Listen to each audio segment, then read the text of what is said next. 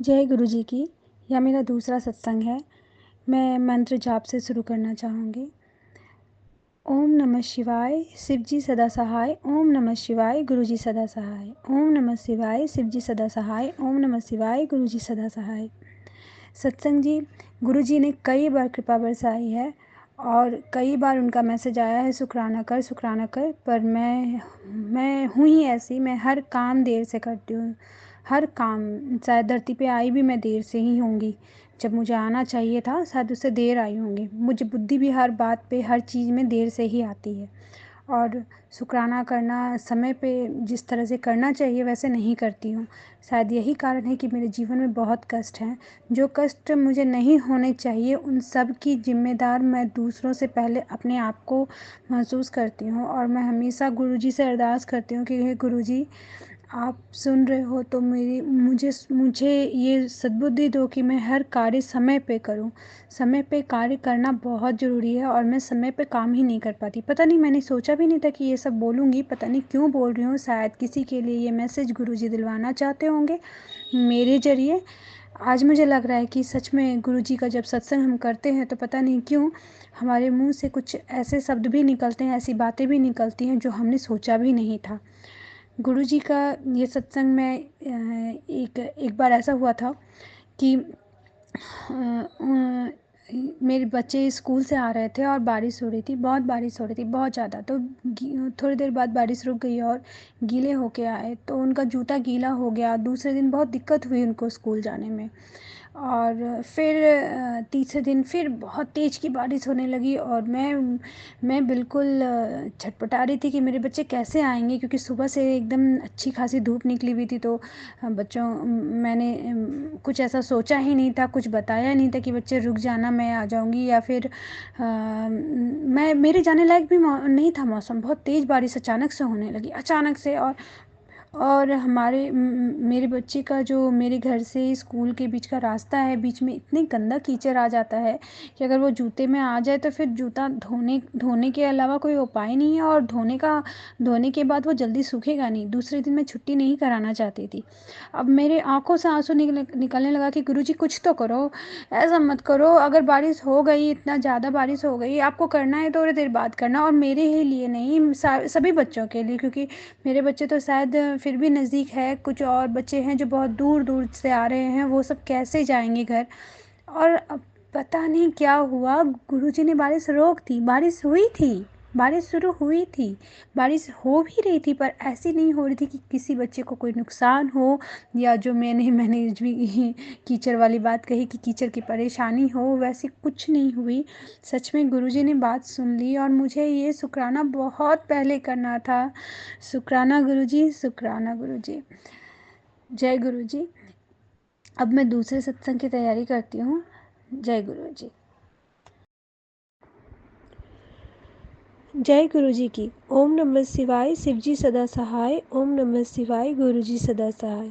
मुझे कई बार ये मैसेज आता है कि मैं अपने शुक्राना सत्संग करूं, पर कई कारणों से मैं नहीं कर पाती। कई बार तो कारण भी निरर्थक होते हैं। मैं शायद क्या ही कहूँ, शायद मैं बहुत ज़्यादा आलसी हूँ या पता नहीं मुझे क्या हो जाता है।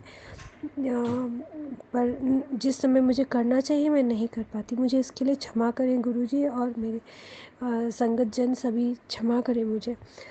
ये शुक्राना सत्संग बहुत पुराना है, तीन तीन 2-3 महीने पुराना है। मुझे गर्दन में दर्द उठा था और उसी टाइम में मुझे ये मैसेज मिला गुरुजी का कि एक सत्संग के ज़रिए कि मेरा जल प्रसाद लगाने से गर्दन का दर्द ठीक हो जाएगा। सबसे पहले तो मैं अचंभित हो गई कि ऐसा भी हो सकता है कि मुझे गर्दन का दर्द हो और बिल्कुल मुझे वही मैसेज दिखाई दे।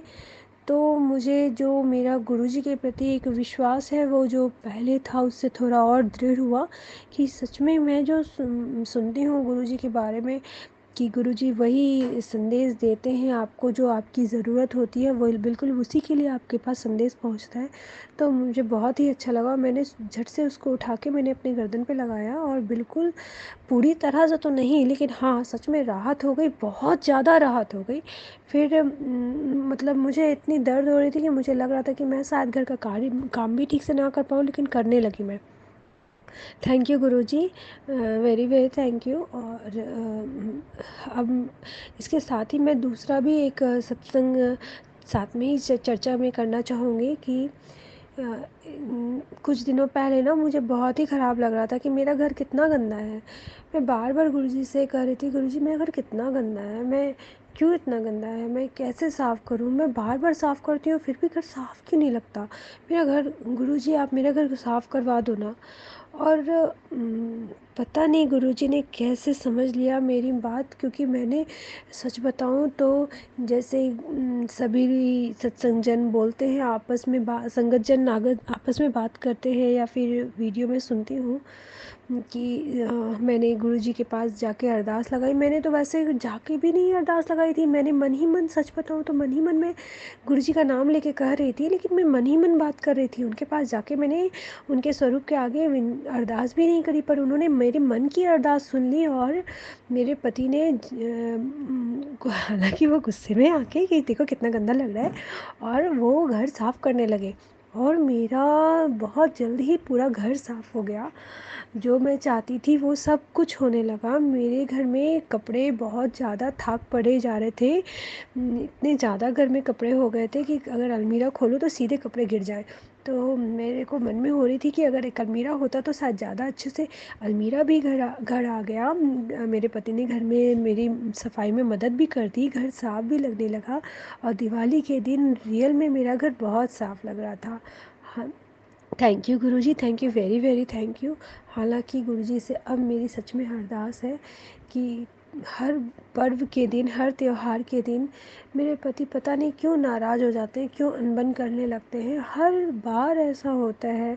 गुरुजी उन्हें सद्बुद्धि दें, मुझे भी सद्बुद्धि दें कि मैं उनका क्रोध का सामना करूं, खुश एकदम हंसता हुआ चेहरा लेके सामना कर पाऊं। नहीं हो पाता मुझसे, या तो मैं रोती हूँ या तो फिर मैं भी उनसे लड़ने लगती हूँ।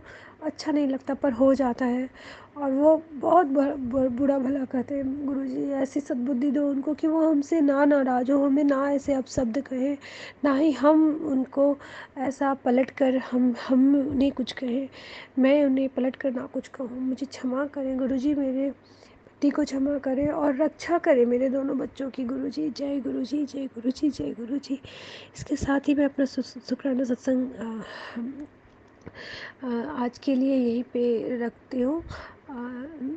आप सभी संगत जनों से मैं क्षमा चाहूँगी अगर मैंने अपनी सत्संग को सही तरीके से प्रस्तुत ना किया हो आपके सामने, तो मुझे क्षमा कीजिएगा।